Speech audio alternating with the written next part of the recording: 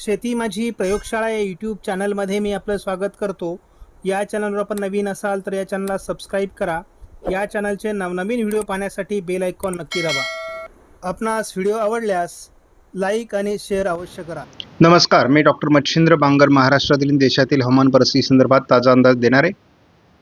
एकापाठी एक WD उत्तर भारतामध्ये सरकणार आहे आणि अगदी मध्य भारतापर्यंत त्याचा परिणाम होणार आहे. त्यामुळे नेमकी या अंदाजात काय बदल होतो तेही आपण बघणार आहोत. शिवाय एक हवामानातला महत्त्वाचा बदल आता स्पष्ट दिसू लागला आहे. अंदमान निकोबार बेटांच्या दरम्यान बाष्प वाढतंय. याचा अर्थ या ठिकाणी एखादा नवीन कमी दाब सक्रिय होऊ शकतो. आपण काल सांगितल्याप्रमाणे धुक्याचा प्रभाव जरी कमी होत असला तरी मध्य भारतावर अजूनही थंडीचा प्रभाव आहे. आपण कालच्या व्हिडिओमध्ये सांगितल्याप्रमाणे आता उत्तरेकडील राज्यांमधील धुके कमी होऊ लागले आहे. केवळ उत्तराखंडमध्ये थंडीची लाट आहे. पंजाब, हरियाणा आणि बिहार या राज्यांमध्ये धुक्याचा प्रभाव दाखवण्यात आला आहे. पुढील 48 तासामध्ये यामध्ये अजून घट होण्याची शक्यता आहे. याचं मुख्य कारण आहे WD उत्तर भारतामध्ये सरकणार आहेत आणि त्यामुळे पावसाळी वातावरण या विभागात तयार होणार आहे. महाराष्ट्रासहित उत्तरेकडील अनेक राज्यांमध्ये सौम्य थंडी आहे.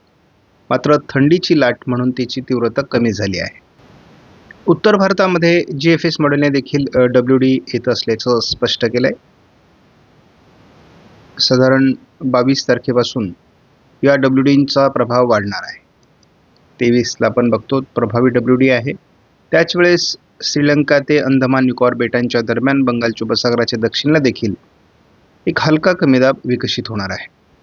त्यामुळे थोडं श्रीलंका, तामिळनाडू या राज्यांमध्ये देखील पावसाळी प्रभाव निर्माण होऊ शकतो.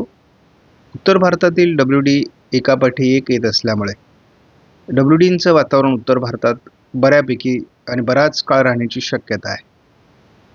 त्यामुळे नेमकी या सिस्टम किती प्रभावी ठरतात हे मात्र आपल्याला बघावं लागणार आहे. थंडीचा प्रभाव आणि धुक्याचा प्रभाव बऱ्यापैकी कमी झाला आहे. आपण बघतो महाराष्ट्रात देखील सौम्य थंडी आहे आणि पुढे जाऊन ही थंडी देखील कमी होण्याची शक्यता आहे. थंडीमध्ये चढ उतार होण्याची देखील शक्यता आहे. परंतु आपण एकूणच बघतो की महाराष्ट्रातील थंडी आता बऱ्यापैकी कमी होण्याचे संकेत आहेत. या आठवड्यामध्ये उत्तर भारतात येत असलेल्या प्रभावी WDमुळे अनेक राज्यांमध्ये बर्फवृष्टी, पाऊस आणि काही दक्षिणी मध्य भागामधील राज्यांमध्ये गारपीट देखील होण्याची शक्यता आहे. त्यामुळे वातावरण बदलते. त्याच वेळेस थोडं तामिळनाडूच्या दिशेने बंगालच्या उपसागरातून एक हलकं कमी दाबाचं क्षेत्र देखील सरकण्याची शक्यता आहे. जवळपास 26 जानेवारी ते जवळपास 2 फेब्रुवारीच्या दरम्यान देखील WDचा प्रभाव कायम राहण्याचा अंदाज CFS मॉडेलने दिला आहे. CFS मॉडेलने एप्रिल महिन्यातील पावसाच्या अंदाजामध्ये थोडा बदल केला आहे, परंतु मे मध्ये मात्र पावसाचे संकेत दिले आहेत. CAN-SIPS मॉडेलने मात्र अजून एप्रिल आणि मेच्या अंदाजात कोणताही बदल केलेला नाही. NME मॉडेलने देखील मे महिन्यामध्ये पावसाचा अंदाज दिला आहे. आपण ECMWFचं AIFS मॉडेलमध्ये एक धावता अंदाज बघणार आहोत की WDचा प्रभाव कुठपर्यंत तयार होतोय. तर उत्तर भारतामध्ये प्रभावी WD येणार हे आता निश्चित झालंय. एक हलकं कमी दाबाचं क्षेत्र बंगालच्या उपसागरात देखील श्रीलंका, तामिळनाडूच्या दरम्यान तयार होण्याची शक्यता कायम आहे. त्यामुळे एकूणच हवामानात काय बदल होतो ते आपण बघतो. यापूर्वी आपल्याला महाराष्ट्रावर एक ट्रफ दाखवली जात होती, परंतु सध्या ही ट्रफ दाखवली जात नाही आहे. त्यामुळे महाराष्ट्र यामधून सुटण्याची शक्यता आहे. परंतु तरी देखील शेवटी हवामान आहे, सातत्याने यामध्ये बदल होत असतो. 3 फेब्रुवारीपर्यंतचा हा अंदाज आहे. उत्तर भारतामध्ये 22 तारखेपासून प्रभावी WD सरकण्यास सुरुवात होईल. 23 तारखेला या WDचा प्रभाव उत्तर भारतात बऱ्यापैकी वाढण्याची शक्यता आहे. 24 तारखेला हा WD पुढे सरकतो ना सरकतो तोच. 26-27 तारखेला नव्याने WD देखील सक्रिय होणार आहे. त्याच वेळेस एक कमी दाबाचं क्षेत्र दक्षिण भारतात, दक्षिण कर्नाटक, केरळ, तामिळनाडूमध्ये प्रभावी ठरणार आहे. या 2 सिस्टममध्ये यदा कदाचित ट्रब निर्माण झाल्यास महाराष्ट्रात थोडंफार वातावरण बदलू शकतं. आजपासून थोडं मराठवाडा, पश्चिम विदर्भ, मध्य महाराष्ट्र असं थोडं ढगाळ वातावरण होण्याची शक्यता आहे. या ढगाळ वातावरणामध्ये अधिक वाढ उद्या होणार आहे, परंतु याला कुठलीही सिस्टम सपोर्टिव्ह नसल्यामुळे यातून फार जास्त पाऊस पडेल वगैरे असं काही सांगता येत नाही, परंतु हलका शिडकावा एखाद दुसऱ्या ठिकाणी होऊ शकतो. ही ढगाळ परिस्थिती आपल्याला 22 तारखेलाही बघायला मिळेल. ही ढगाळ परिस्थिती अगदी आपल्याला 23 तारखेलाही बघायला मिळणार आहे.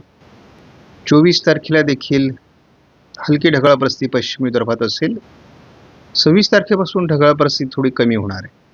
मात्र आपण 27 तारखेला वातावरणीय बदल बघतो. सातारा, पुणे, अहिल्यानगर या भागात थोडे अधिक ढग असण्याची शक्यता आहे. 28 तारखेला महाराष्ट्रातल्या बऱ्याच भागात ढगाळ परिस्थिती आहे. 29 तारखेला देखील ही ढगाळ परिस्थिती आहे.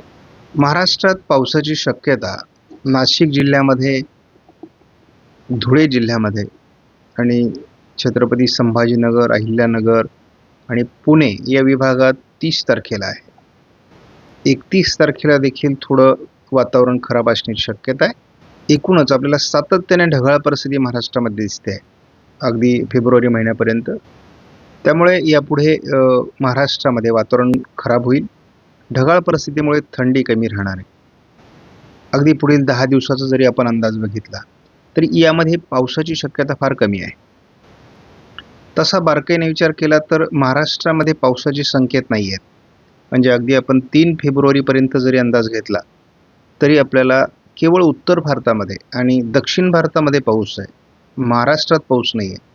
परंतु स्थानिक वातावरण तयार होऊन आपल्याला पाऊस झाल्याचा अनुभव जानेवारीमध्ये आलेला आहे. त्यामुळे आपण या ढगाळ परिस्थितीमधून देखील काही पाऊस येऊ शकतो का याचा अंदाज घेत राहणार आहोत. आपणास व्हिडिओमधील माहिती महत्त्वपूर्ण वाटल्यास लाईक करा, शेअर करा, चॅनलला सबस्क्राईब करा. धन्यवाद. जय हिंद, जय महाराष्ट्र, जय बळीराजा.